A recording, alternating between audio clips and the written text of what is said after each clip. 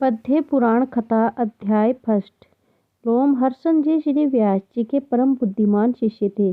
एक बार उन्होंने अपने पुत्र उपसर्वा को कहा, पुत्र तुम ऋषि मुनियों के आश्रम जाओ और वह जो भी धर्म के बारे में पूछे वह सब उन्हें बताओ। मैंने तुम्हें जो भी ज्ञान दिया है उन्हें विस्तार पूर्वक बताओ। मुझे यह सारा पुराणों का ज्ञान महर्षि वेद व्यास जी ने दिया है, वही सब मैंने तुम्हें बताया है, इसलिए अब तुम वह सारा ज्ञान उन ऋषि मुनियों को दो। पूर्व काल में उत्तम कुलों में उत्पन्न हुए कुछ महर्षियों ने भगवान से साक्षात प्रश्न किया था।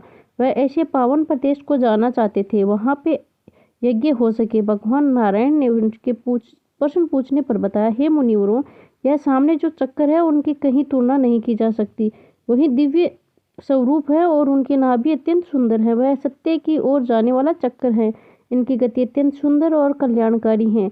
अगर तुम लोग इनके पीछे पीछे नियम पूर्वक सावधान होकर जाओगे तो तुम्हें अपने लिए पावन प्रदेश की प्राप्ति होगी। यह चक्कर धर्ममय है और यहाँ से जा रहे हैं। जाते जाते जिस भी स्थान पर उनकी नेमी जीर्ण शीर्ण होकर गिर पड़े वहीं पावन प्रदेश होगा। ऐसा कहकर भगवान अंतर्ध्यान हो गए और उसके बाद वह चक्कर नेमी सारण्य प्रदेश के गंगवर्त स्थान पर गिरा। तब ऋषियों ने उस स्थान का नाम नेमिष रखा, क्योंकि वह चक्कर नेमिशीर्ण होकर गिरा था। और फिर नेमिशीर्ण में ऋषियों ने दीर्घ काल तक चलने वाले यज्ञों का प्रारंभ किया। तो वहां जाकर उनके पूछने पर उनके प्रश्नों का निवारण करो। उसके बाद उपसर्वा अपने पिता की आज्ञा मानकर वहां गए और उन सबके चरण पकड़कर और हाथ जोड़कर प्रणाम किया। उनकी नम्रता और प्रणाम देखकर वह सब ऋषि बहुत प्रसन्न हुए और सभी ने सूत जी का आदर सत्कार किया। ऋषि बोले, हे सूत जी, आप देवताओं के समान तेजस्वी हैं। आप किस प्रकार और कहाँ से आए हैं और आपके आने का उद्देश्य क्या है? सूत जी बोले, हे महर्षियों, मेरे पिता लोमहर्षण जी और व्यास जी के शिष्य ने मुझे यहाँ आने की आज्ञा दी है और मुझे आप लोगों के प्रश्नों का निवारण करने को बोला है। आप लोग मेरे लिए पूजनीय हैं। बताइए, मैं आपको क्या ज्ञान दे सकता हूँ? पुराण, इतिहास तथा भिन्न प्रकार के धर्म आपको भी जानना चाहते हैं तो मुझसे कहिए, मैं आपको सब वर्णन करूंगा। सूत जी से ऐसा सुनकर वह सब महर्षि बहुत प्रसन्न हुए और अति विश्वसनीय विद्वान लोमहर्षण के पुत्र को देखकर उनको पुराण सुनने की इच्छा हुई। उस यज्ञ में उस समय महर्षि शौनक यजमान के रूप में थे। यह संपूर्ण शास्त्रों के ज्ञानी, मेधावी और विज्ञानमय अनेक भाग के आचार्य थे।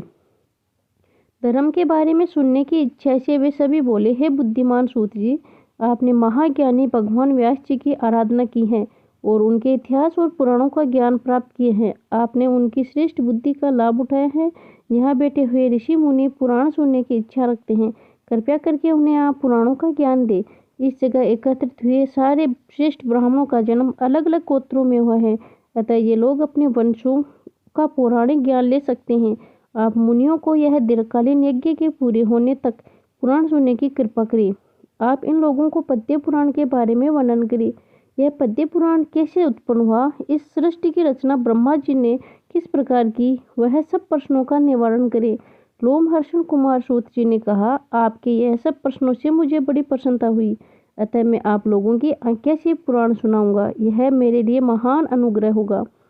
प्राचीन काल में पुराण वेत्ता विद्वान हमेशा संपूर्ण धर्मों में लगे रहते थे। उन्होंने ही इन सब पुराणों की व्याख्या की है। मुझे जिस प्रकार यह सब सुनाया गया है उसी प्रकार से मैं वर्णन करूंगा। सतपुरुष कहते हैं कि सूत जाति का सनातन धर्म है कि वह देवताओं, ऋषियों और अमित तेजस्वी राजाओं की वंश परंपरा को धारण करे और उसे स्मरण करते रहे और प्राचीन काल में जिस ब्रह्मवादी महान पुरुषों के बारे में सुना है उन सबकी स्तुति करे। एक समय सूत तथा मगध ने वेन कुमार राजा पृथु के यज्ञ शुरू होने से पहले उनकी स्तुति की थी।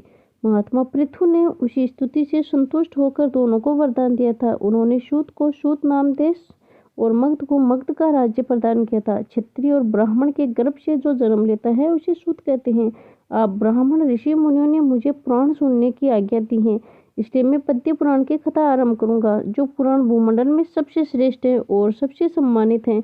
भगवान श्री कृष्ण साक्षात नारायण के स्वरूप है। वे संपूर्ण लोगों के पूजित है तथा अत्यंत तेजस्वी, ब्रह्मवादी और सर्वज्ञ हैं। मैंने जो पुराणों का अपने पिताजी के पास रहकर ज्ञान लिया है वह सब उन्हीं से प्रकट हुए हैं।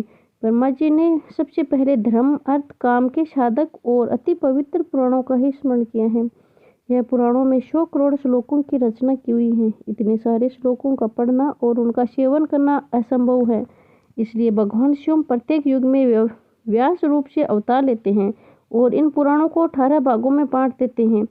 तब इसमें 4 लाख श्लोक हो जाते हैं। देवलोक में आज भी वही 100 करोड़ श्लोकों का विस्तृत पुराण मौजूद है। पद्य पुराण में 5 खंड और 55,000 श्लोक हैं। सबसे पहले खंड सृष्टि खंड है, दूसरा भूमि खंड है, तीसरा स्वर्ग खंड है, चौथा पाताल खंड और 5वां उत्तरखंड है। यह पद्य पुराण भगवान के नाभि से उत्पन्न हुए कमल से उत्पन्न हुआ है। उसी कमल से इस सृष्टि की उत्पत्ति हुई थी। कमल का मतलब पद्य होने के कारण इसे पद्य पुराण कहा जाता है। भगवान विष्णु अत्यंत निर्मल होने के कारण यह पुराण भी अत्यंत निर्मल स्वभाव का है। उस समय में भगवान विष्णु ने यह पुराण ब्रह्मा जी को सुनाया था और ब्रह्मा जी ने अपने पुत्र मरीचि को यही पुराण सुनाया था। इसलिए तभी से यह पुराण ब्रह्मा जी द्वारा प्रचलित हुआ है।